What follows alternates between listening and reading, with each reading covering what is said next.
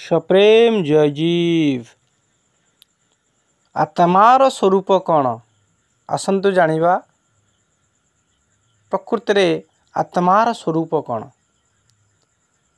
जोगरे गोटे बड़ सिद्धि प्राप्त हुए जे कि जोग साधक निजे निजर स्वरूप स्थित हुए। जोग चित्तवृत्ति निरोध तदा दृष्टि स्वरूप अवस्थानम। स्वरूप कौन आ गया ना सच्चित आनंद। तेणु जोग प्रथम कहले जोग चित्तवृत्ति निरोध। जोगर प्रथम अवस्था होची मनर वृत्ति को आयत्त करिबा बा वृत्ति को देखिबा, वृत्ति ऊपर को उठी जिबा। एटा जोगर प्रथम पाहाच।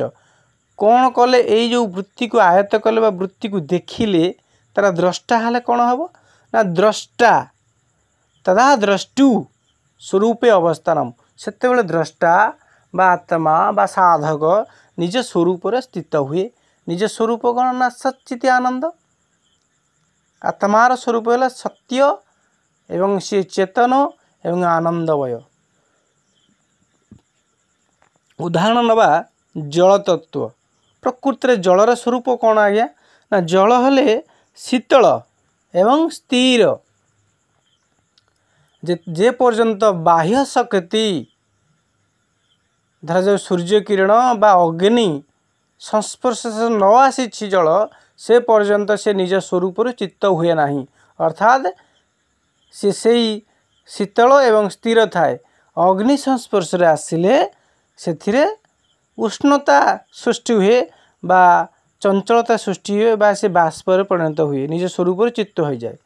ठीक से भली भाव में आत्मार स्वरूप होउछंती सत्य चेतन आनंदमय। किंतु एठी आत्मा केतेबेले दुखी हुए चंचलता प्राप्त हुए बा निरानंद हुए जेतेबेले बाह्य शक्ति अर्थात आम आंतरिक जो वृत्ति सृष्टि होउछि मन जहाँ प्रकृति कहउछंती काम क्रोध लोभ ईर्षा द्वेष जो वृत्ति एवं समष्टि भाव में आम मन कहीपर प्रकृति कहीपर। प्रकृति सहित जितेबाला जीव बा आत्मा जड़ित हुए से निज स्वरूप चित्त हो जाए। अर्थात निजर जो स्वरूप थिला सत्य चेतन आनंदमय से सी अलगा हो जाए। जमिति से जलटी सूर्य किरण संस्पर्श आसिले निज स्वरूप बदली जाए।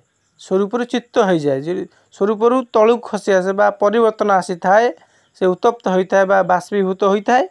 ठीक से भली भाव में ये आत्मा सदा सर्वदा सत्य चेतन आनंदयुक्त। किंतु मनरे जो 50 प्रकार वृत्ति आसुछि आपणकर जो पंच ज्ञानेन्द्रिय अच्छी पंच ज्ञानेन्द्रिय जो विषय अच्छी से विषयर जो विषय भोग चिंता सबु विषय रे भल मंद सुख दुख हानि लाभ नुहे कि प्रति इंद्रिय विषय रे भल अच्छी मंद अच्छी संदेह अच्छी प्रमाण अच्छी ये भाव में सब वृत्ति को जब हिसाब करवा 50 प्रकार वृत्ति हम। तेणु 50 प्रकार वृत्ति रे आत्मा जो जड़ित होती तो निजर स्वरूप को सी भूली जाउछंती। कारण जन्मरु आमे निज स्वरूप प्राप्त करिछंती। कारण जन्मरु केही ज्ञानी न थांती। कारण आत्मा हला बा आत्मा हेले ज्ञानातीत। ज्ञानर पूर्वरु जे थांती से होउछंती आत्मा। कहीं ना जो नवजात शिशु जन्म निए तार कौन सी ज्ञान न थाए। सांसारिक ज्ञान न थाए व्यवहारिक ज्ञान न थाए बा इंद्रिय विषय ज्ञान न थाए। यार प्रमाण छोट छुआटी शिशुटी निआर हाथ पुरे दिए कौन सी पोकजोक को खाई दिए बा विपद संकुल जगह को पलि जाए। कारण से जानी न थाए एईटा कौन निआरे पुरेले हाथ पुरेले कौन हम बा पोकजोक खाइले कौन हम से किछि ज्ञान तार न थाए। तेणु से ज्ञान पूर्वर सी थाए अर्थात तापर तार ज्ञान हुए जो से इंद्रिय सहित व्यवहार इंद्रिय को जो व्यवहार लगाए ता जो फलाफल हुए से ता मन भितर स्मृति मनर स्मृति रे से अंकित हो जाए मेमोरी रे अंकित हो जाए। तेणु से मेमोरी को आधार करिकी जीवन यात्रा आरंभ करे। थर जदि निआरे हाथ पुरेला पोड़ीगला फटका है जंत्रणा पाइला नेक्स्ट टाइम से आउ से निआरे हाथ पुरेब ना कारण तार अनुभूति पलि आसला। तेणुक इंद्रिय जितेबाला कम लगाऊ से अनुभव सृष्टि हुए से अनुभव रु ज्ञान प्राप्त हुए आत्मा ज्ञान प्राप्त करिकी निजर जीवन यात्रा करती। तेणु आत्मा को से ज्ञानातीत कह जाए ज्ञानर पूर्व से थांती बिना ज्ञान रे आत्मा रही परिबे किंतु बिना ज्ञान रे आत्मा कौन करिवे जीवन धारण करि परिबे नाही कारण जेकोसी ज्ञान बिना आत्मा कौन करिवे निष्क्रिय तत्व सीटा ना किछि ज्ञान दरकार ज्ञान को आधार करी जीवन यात्रा आरंभ हो। तेणुक नवजात शिशु जितेबाला सी भूमिष्ठ हुए से ज्ञानातीत अवस्था थाए अर्थात तार किसी ज्ञान न थाए आस्ते आस्ते ज्ञान संसार सहित पड़ोशी सहित अभिभावक सहित पितामाता सहित बा इंद्रिय सहित जो अनुभव करे से अनुभव ज्ञान रे निजर जीवन यात्रा आरंभ करे। तेणुक आत्मा हेले ज्ञानातीत। तेणु से अवस्थाटा अज्ञानता अवस्था थाए अर्थात आमे से नवजात शिशु निजे अबोध थाए किछि तार बोध ज्ञान न थाए ज्ञान थाए किंतु निजर हिताहित ज्ञान न थाए बा मैच्योर माइंड न थाए। यही अवस्था जो आमे युवक प्राप्त हो बा बयस आमर बढ़े जदि से युवक अवस्था यही ज्ञानटा आमर अनुभव रे आसीबो जे कि मु ज्ञानातीत तत्व ज्ञान बिना भी रही परिबी से जो भाव एतले आम भीतर दृढ़ीभूत हेब ताहाले जाइकी से जो आत्मार जो स्वरूप सच्चित आनंदर अनुभव आमे करि परिबा। किंतु एठी कौन हुए ना जेहेतु आमे अबोध अवस्था रे से ज्ञान सहित आमर ओतप्रोत जड़ित हो जाऊ ताते मिसी जाऊ तेणु आमे भाबू आमे ही ज्ञान आमे ही ज्ञान भावी दो आमे ही मन भावी नौ प्रकृति आमे मन नुह कि ज्ञान नुह ज्ञानर पूर्वर आमे थाऊ से छोट छुआटीर मन थाए किंतु कारण भितर जो भाव सृष्टि हुए जे कि ये तत्व कौन ये अग्नि कौन ये पानी कौन तो ना जानी न थाए ना इंद्रिय द्वारा देखिकी आकर्षित हो जाए। तेणु ता मन भी सृष्टि हुए ना को छुईबी कि खाइबी तेणु मन जन्मरु थाए जन्मरु थाए ज्ञानटा आस्ते आस्ते बढ़े मनटा जहाँ को आम कहते से हूँ आम भितर जो सृष्टि हो स्वयं सक्रिय प्रक्रियाटा हो भितर जो इच्छा सृष्टि हो कामना सृष्टि हो तत्व हो मन। तेणु मन आत्मा एक हेले भी टिके भिन्नता अच्छी से भिन्नता जानिबा ही जोग कारण समुद्र एवं समुद्र तरंग बा जुआर भट्टा अलगा नुहे फिर भी अलगा अच्छा जमती समुद्र रे दीटा तत्व देखा मिले समुद्र विशाल अंश स्थिर शांत नुहे कि आउ किछि अंश अल्प अंश समुद्रर जोटा कि भूमि सहित माटी सहित संस्पर्श आसे से चलचंचल सदा सर्वदा चलचंचल थाए जदि तो सी समुद्र अंश फिर भी तफात थाए ये सबू जुआर भट्टा सबु बेले चलचंचल कार्यरत अस्थिर किंतु समुद्रर विशाल अंश स्थिर शांत ठीक से ही भली भाव रे आत्मा होइछंती समुद्रर से स्थिर जलराशि मन होउछि समुद्र से जुआर भट्टा धुए एक अभिन्न फिर भी तफात अच्छी। तेणुक आत्मार कार्यकारी शक्ति आमे मन कहीपर किंतु जे पर्यंत आत्मा निजकू मन ठारू अलगा करना मन ठारू निजकू दूरे ना से पर्यंत तांकर मुक्ति नहीं। कारण आत्मा दुईटी अवस्था रही पारे, गोटे होचंदी निज स्वरूप रे नचेत वृत्तिस्थ हेबे बा मनर जो भाव रे जड़ित हेबे। ये दुईटी स्थिति रु तृतीय स्थिति नहीं।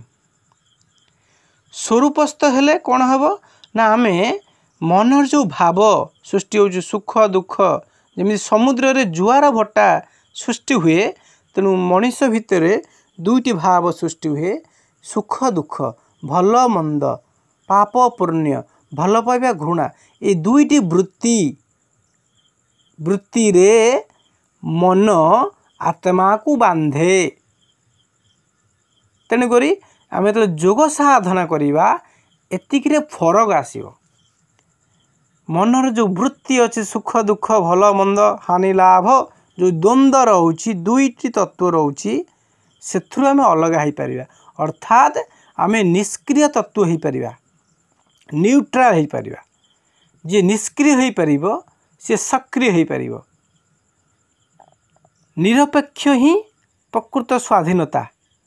भल को ग्रहण करवा बड़ कथा नुहे, निरपेक्ष हो पार। निरपेक्ष हेले ही आम भल मंद विचार करिपर। भलरे जे प्रभावित हो जाए ताहाले से मंदर भी प्रभावित हम।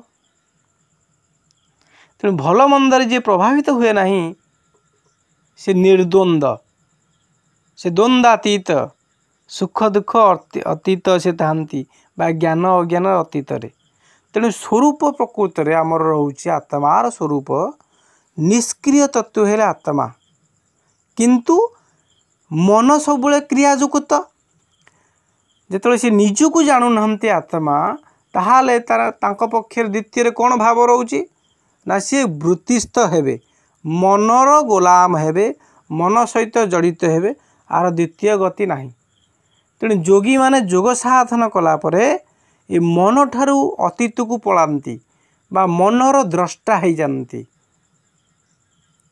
जेमिति आमे रास्ता रे जाउछंती, जदि खाल अच्छी देखी दउछंती तो आमे बंची जाउछंती। जदि खाल को आखि बुझी खाल आड़े पलैबा, खाल पड़ा क्षेताक्त हवा जीवन जाई पारे।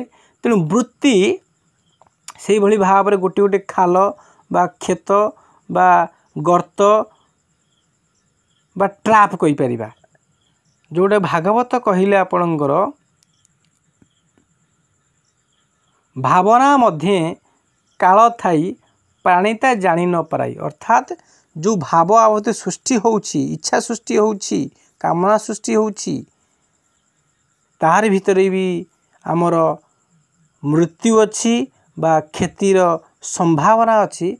प्राणी बा जीव जानी पारा नहीं, कारण एमिति कौनसी भावना नहीं बा कामना नहीं जार शेष परिणति दुख नुहे। सबुर शेष परिणति दुख। विशेष करी राजसिक एवं तामसिक कामना जोटा कि खराब प्रवृत्ति आम कहते। तेणुक सबुठारु बड़ जोगर सिद्धि होउछि द्रष्टा बा साधक बा जोगी निज स्वरूप स्थित हुए। स्वरूप निजर वास्तविक रूप जहाँकि सत्य। सत्य कहीं करवा ना ये जन्म पूर्वर अच्छंती, जन्म बा जीवन धारण करने समय अच्छंती एवं जीवन पर भी रहिबे। जे त्रिकाल रे एक रस एक भाव रे विद्यमान थांती से तत्व है सत्य। आउ गोटे तत्व होचंती परिवर्तनशील, सी भी सत्य, किंतु गोटे रूप से रहु नथिबे, किंतु बारंबार परिवर्तन आकार रे केबे से परिवर्तन बा से जगाटा केबे खाली हो नथिबो, जहाँकि आमर मन कहि परिबा। आमर जो मन जहाँ कहते बा भावना बा चिंतन से सदा सर्वदा चली जाग्रत अवस्था चली जिते आम शोई पड़ती स्वप्न अवस्था भी चली आम जिते जाग्रत हवा से प्रक्रियाटा सबु बेले चलुची तेणु सी भी सत्य किंतु परम सत्य नुहति कारण मनर भाव सबु बेले समान न थाए विभिन्न प्रकार थॉट आसे भावना आसे भल आसे मंद आसे दुख आसे सुख आसे विभिन्न प्रकार भाव आसे किंतु आमे भावती मु ताको भावुची मु चिंतन करुची मु मनन करुची एटा भूल आज्ञा आमे भावना नुहूँ आमे चिंतन नुहूँ आमे बुद्धि नुहे मन नुहे अहंकार नुहति ये सब रेडीमेड अच्छी अलरेडी वृत्ति गोटे गोटे रेडीमेड मास्टर प्लान जोटा अलरेडी भावना जो आसूची गोटे भावना को आम धरिए माने नेक्स्ट तापर तापर तापर सब भावना जोड़ी हो तेणु ये मनर गोटे प्रक्रिया स्वयं सक्रिय प्रक्रिया किंतु मन जदि तो स्वयं सक्रिय माने सृष्टि वृत्ति सृष्टि करने स्वयं सक्रिय किंतु से कार्यकारी करिपरिबो नाही निजे निजे से तार द्वितीय शक्तिर आवश्यकता पड़े से होती चैतन्य शक्ति बा आत्मशक्ति बिना आत्मशक्ति रे बिना आत्मांकर सहयोग रे सहमति रे से शक्ति बा आंतरिक वृत्ति कार्यकारी हो पारिबो नाही तार बाह्य परिप्रकाश हो पारिबो नाही यार प्रमाण आम निजे स्वयं एबे भी आपण जानि परिबे आम मनरे जेते प्रकार भाव सृष्टि हुए सबु भाव परिप्रकाश होमते नहीं बा आमे सबु भाव को परिप्रकाश करते नहीं कारण सेठी आमर गोटे स्वतंत्रता अच्छी जो भाव अति बेगर आसे सेटा हुए तो परिप्रकाश हो जाए आम अनिच्छा सत्वे किंतु छोट छोट भाव सेटा परिप्रकाश होमते नहीं सेटा आम भितर से संयमता थाए कि जोग साधन कले से संयमता बहुगुणित हो जाए बा अति उच्च स्तर में पहुँचे जहाँकि जोगी से जो भावरु अतीत को पलि जाए भावातीत जहाँ कहती बा जो भाव सृष्टि होची भल पाइबा घृणा भाव सुख दुख भाव संदेह विश्वास भाव ये जो भाव सृष्टि होची भितर से भावातीत अवस्था को जोगी पलि जाए जोगी गले कौन हुए ना से भाव को से जगे ऑब्जर्वेशन करे ताको देखे तर द्रष्टा हो जाए मनर भावनार द्रष्टा हो जाए मनर द्रष्टा हो जाए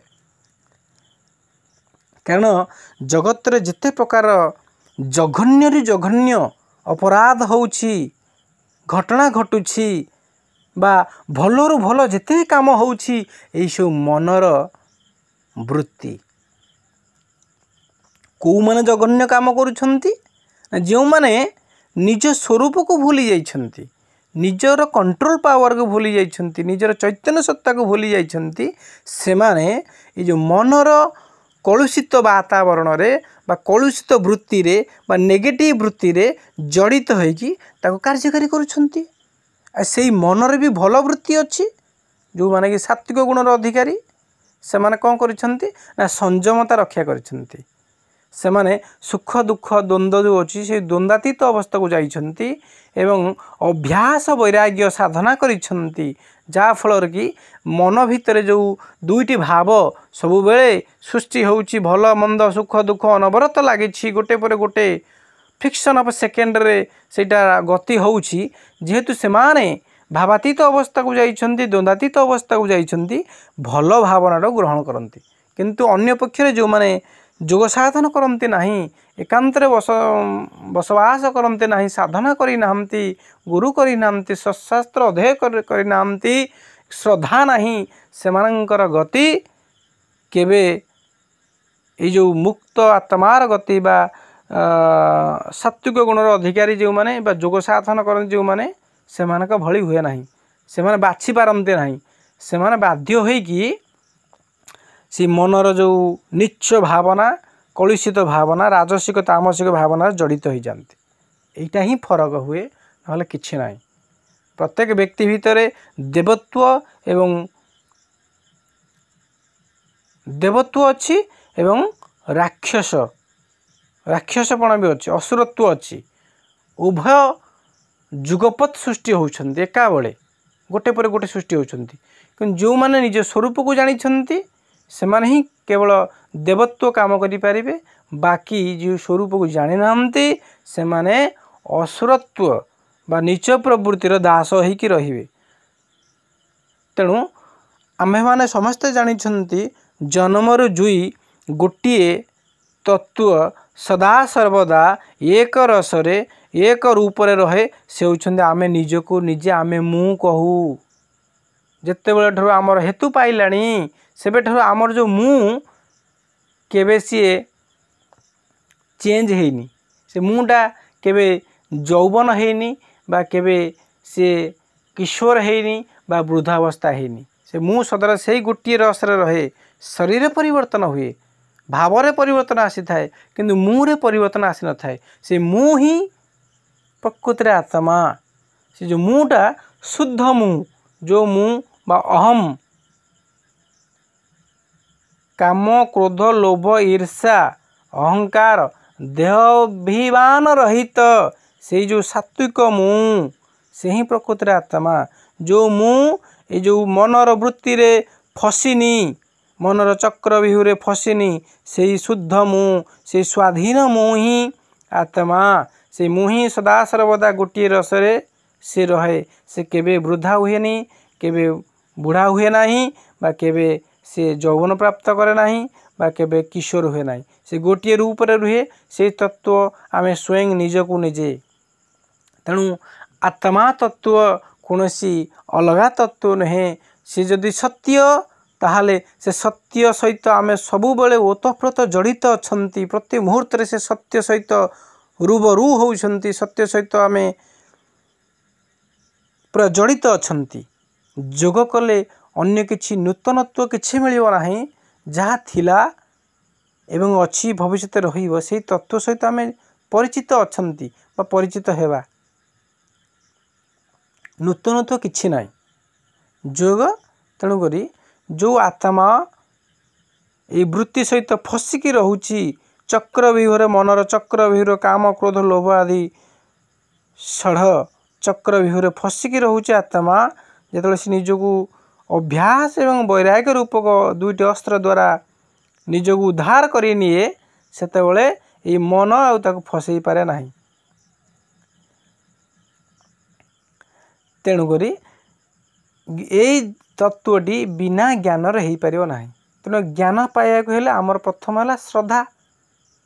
तेणु आम श्रद्धा सृष्टि हैला ताहाले ज्ञान अति सहज रे मिल जिवो कारण गीता कहती श्रद्धावान लभते ज्ञानम तत्परे संजते इंद्रियम श्रद्धावान ज्ञान लाभ करे ज्ञान लाभ पर से इंद्रियों को संयम करे इंद्रिय संयम कले अनुत्तम सुख लाभ करे बा निज स्वरूप रे से स्थित हुए सच्चित आनंद रे से स्थित हुंते प्रकृति से तो थांती किंतु मनर फासर से बुड़ी के थांती से मनर फासर निजको ऊपर को उठेबा बा ज्ञानातीत अवस्था को जानिबा निजर निष्क्रिय तत्व को जानिबा निजर जो सच्चित आनंद रूप अच्छी जानिबा ही जोग सीटा ही मुक्ति अन्य कौनसी का सहित मिसी जिबा का सहित सामिल हो जा मुक्ति नुहे निजर मुक्त अवस्था को उपलब्धि करिबा अनुभव करिबा ही मुक्ति बा स्वरूप प्राप्ति। आपण मानकर आध्यात्मिक जिज्ञासा एमती एमती बढ़ू आपण निजको आत्मा रूप रे जोग साधन करी निज स्वरूप स्थित हुंतु। शुभ कामना करी बाणी की विश्राम दे सप्रे जय जीव।